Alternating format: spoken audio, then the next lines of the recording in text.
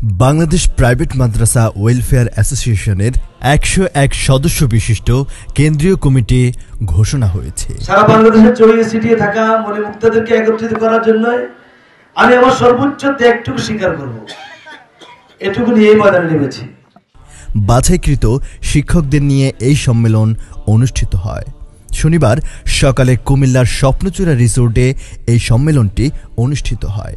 অ্যাসোসিয়েশনের প্রতিষ্ঠাতা সভাপতি অধ্যাপক মাওলানা জসিম উদ্দিনের সভাপতিত্বে মাওলানা জাহিদুল ইসলাম এবং মুফতি আবু জাফর মোহাম্মদ সালেহ এর যৌথ সঞ্চালনায় সম্মেলনের প্রধান অতিথি হিসেবে ছিলেন বাংলাদেশ মাদ্রাসা শিক্ষক পরিষদের সভাপতি অধ্যক্ষ ডক্টর মোহাম্মদ শাহজাহান মাদানী, মাওলানা শফিকুল ইসলাম ও মুফতি আবু সোয়াইব বিল্লাহ এর সার্বিক তত্ত্বাবধানে প্রধান আলোচক হিসেবে উপস্থিত ছিলেন বাংলাদেশ মাদ্রাসা শিক্ষক প্রশিক্ষণ ইনস্টিটিউটের সহযোগী অধ্যাপক ডক্টর মোহাম্মদ নুরুল্লাহ মাদানী।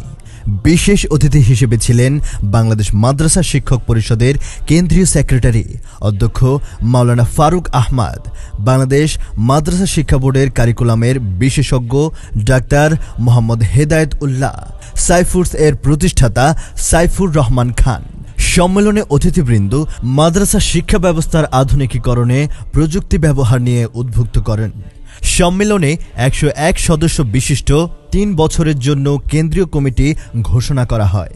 এতে সংগঠনের প্রতিষ্ঠাতা অধ্যাপক মাওলানা জসিম উদ্দিনকে সভাপতি, মাওলানা শফিকুল ইসলামকে সাধারণ সম্পাদক এবং সাংগঠনিক সম্পাদক ও পরীক্ষা নিয়ন্ত্রক মুফতি আবু সোয়াইব বিল্লাহ, দপ্তর সম্পাদক মাওলানা আবু জাফর মোহাম্মদ সালেহ, শিক্ষা ও প্রকাশনা সম্পাদক মাওলানা মোহাম্মদ সাইফুল ইসলাম, শিক্ষা সম্পাদক হিফজ হাফেজ মাওলানা আবু তাহের গুলজারি, অর্থ সম্পাদক মাওলানা আলমগীর হোসেন এবং মিডিয়া ও প্রচার সম্পাদক জাহিদুল ইসলাম।